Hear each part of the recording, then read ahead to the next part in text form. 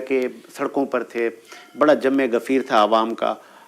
کچھ بتائیں گے کیا صورتحال تھی آج سے 17 سال پہلے, اور بے نظیر صاحبہ کے لیے ابھی بھی 27 دسمبر کو ایک بڑا جلسہ جس طرح ہر سال ہوتا ہے پاکستان پیپلز پارٹی کر رہی ہے؟ ساجد, سب سے پہلے تو محترمہ کا جو قداور شخصیت ہے سیاست کے میدان میں, اس پہ مکمل کو گفتگو کرنا جو ہے وہ آسان کام نہیں ہے. بڑا نقصان ہوا ہے وہ پاکستان کا, بڑا المیہ تھا.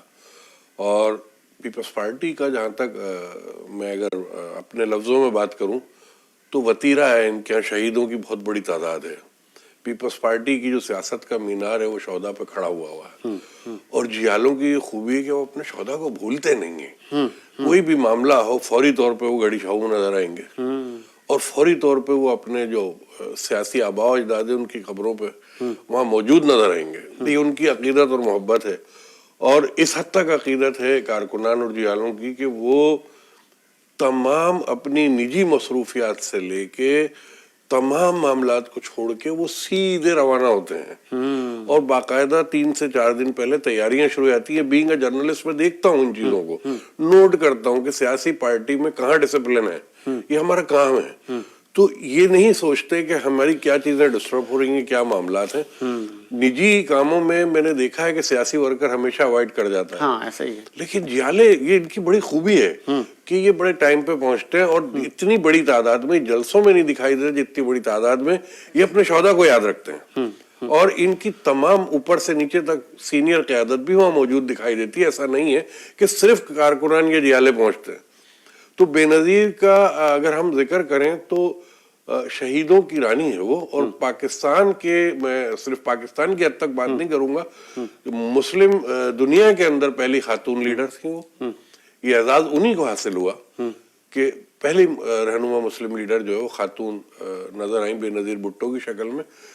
محترمہ جو ہے وہ بہترین تعلیم یافتہ تھی, اور محترمہ نے بہت چھوٹی عمر میں بڑا بوجھ اٹھایا اپنے کندھے پہ. اپنے والد کی تکلیفوں اور اذیتوں کو قریب سے دیکھا انہوں نے, اور سیاسی خاندان جو ان کا ایک چلا آ رہا تھا اور سیاسی تربیت چلی آ رہی تھی, وہی تربیت آج آپ دیکھیں بڑی خوبصورتی سے ان کے بچوں میں کنورٹ ہو گئی ہے. اور کمال یہ ہے کہ وہ جو میں دیکھتا ہوں, جب بلاول بھٹو کی اسپیچ دیکھ رہا ہوتا ہوں تو میں دیکھتا ہوں کہ والدہ سے اس نے بہت کچھ لیا ہے. تو وہ سینہ بسینہ جو ایک سیاست بھٹو خاندان کی چل رہی ہے وہ بے نظیر کی وجہ سے مزید خوبصورت ہو کے آگے نکل آئی.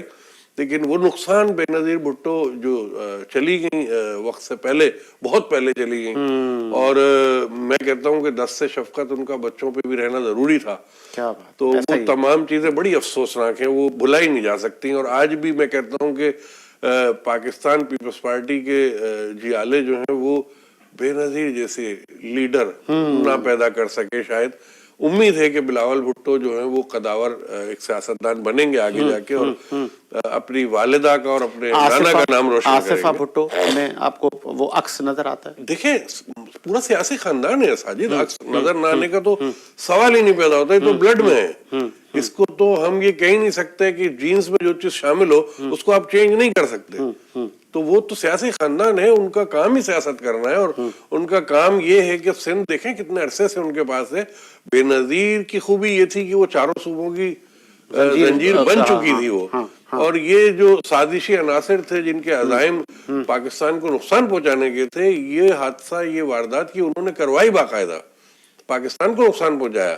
یہ سیاسی نقصان اتنا بڑا میں کہتا ہوں نہیں جتنا بڑا پاکستان کا نقصان ہے, کیونکہ ایک قداور شخصیت جو ہے وہ جب آپ میں سے جاتی ہے نا تو بڑے معاملات ڈسٹرب ہو جاتے ہیں. سیاسی پلان تھا ان کے پاس ایک بہت بڑا, پاکستان کی ترقی کے لیے بہت بڑا سیاسی پلان تھا ان کے پاس. بہت خوبصورت بات کی آپ نے. بریک لیتے ہیں.